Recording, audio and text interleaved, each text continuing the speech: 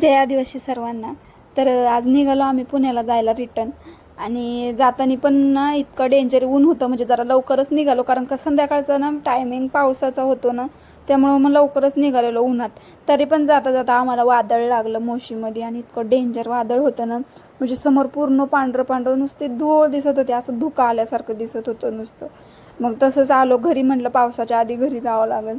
आणि पाऊस काय आला नाही, पण वादळ भरपूर होतं, नंतर पडला पाऊस भरपूर. मग घरी आल्यावरती सगळे आंबे व्यवस्थित ठेवून दिले, आणि वेदूनी इतके आंबे खाल्लेत ना, आंब्याचा चिक बघा कसा उभरलाय त्याच्या पूर्ण तोंडावरनं. आणि तो दाखवत होता मला, मग मी त्याचे 2-3 व्हिडिओ पण काढून घेतले. आणि मग संध्याकाळी स्वयंपाकाला लागले, म्हणजे आम्ही 4:30-5च्या दरम्यान पोचलो.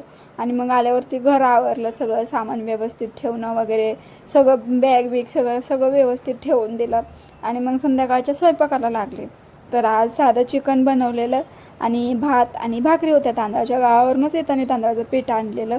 मग भाकरीच करणार होते, मला जास्त म्हणजे तांदळाच्या भाकरी मला जर जास्तच आवडतात. आमच्या ह्यांना काय आवडत नाही, ते म्हणतात भात आणि भाकर सारखीच लागते, काय सारखं ते तांदळाच्या भाकरी खावं असं म्हणणं आहे त्यांचं.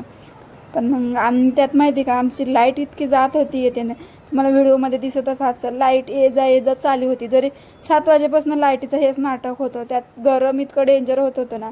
आणि आता कारण का हे पावसाचं वातावरण आहे, आभाळ एवढं येतं आहे ना, त्याने नुसती गरमीच होते, कारण आणि पाऊस येत नाही ना, मग गरमच जास्त होते. त्याच्यात आमची लाईट ये जा ना, फॅन बंद सगळं, त्याच्यात गॅस चालू ना, तर असलं डेंजर वैताग आलता ना मला. तर त्याच्यात प्रवास करून आलेला आम्ही, घरातून आम्ही 11:30 वाजेपासून निघलेलो, तर 4:30ला आम्ही पोचलो. म्हणजे कितीतरी कमी वेळात पोचणार आहे आम्ही, पण ह्यावेळेस जरा जास्तच टाईम लागला, कारण का थांबत येत होतो ना.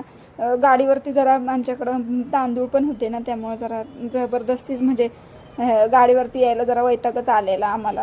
तर चला भेटूया उद्याच्या व्हिडिओमध्ये. काय